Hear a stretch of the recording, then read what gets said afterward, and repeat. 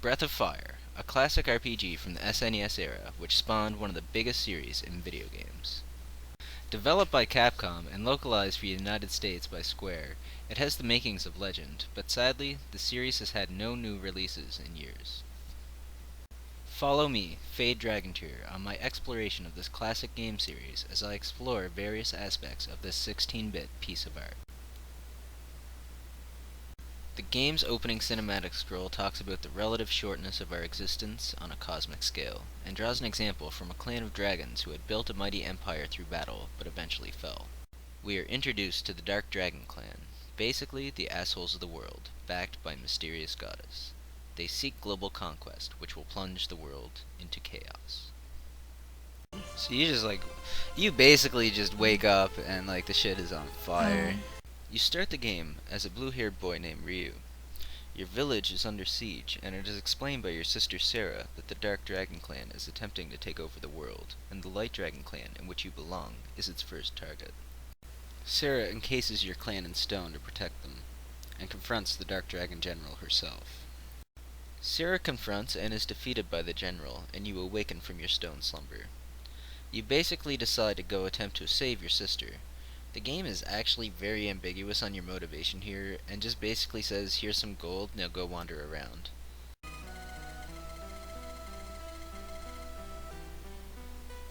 Wait, stop me from doing what again? It's like my character did not even say, like, I'm gonna go on an adventure. The free equipment is awesome.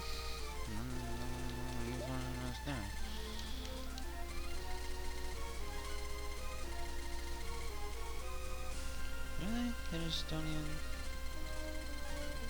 It's at this point you're thrown into the world map and what will be the bulk of the gameplay in most SNES RPGs, random turn-based battles.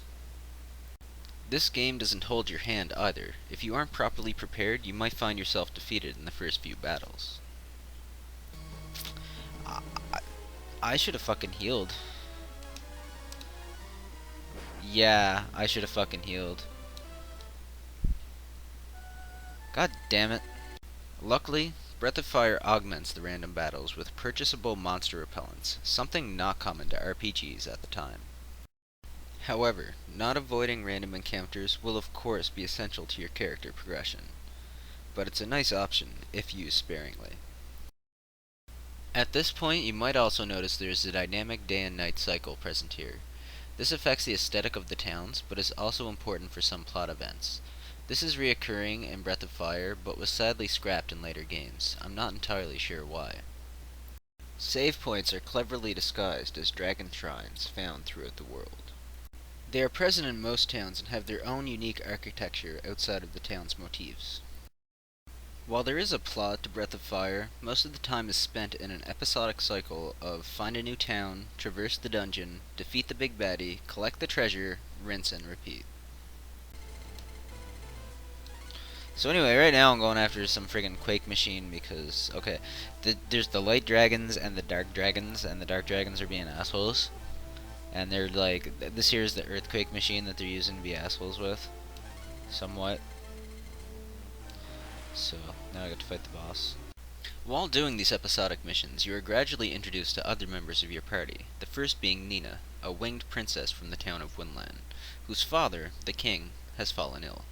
Mechanically, Nina is a support mage with various buffs and healing spells at her disposal.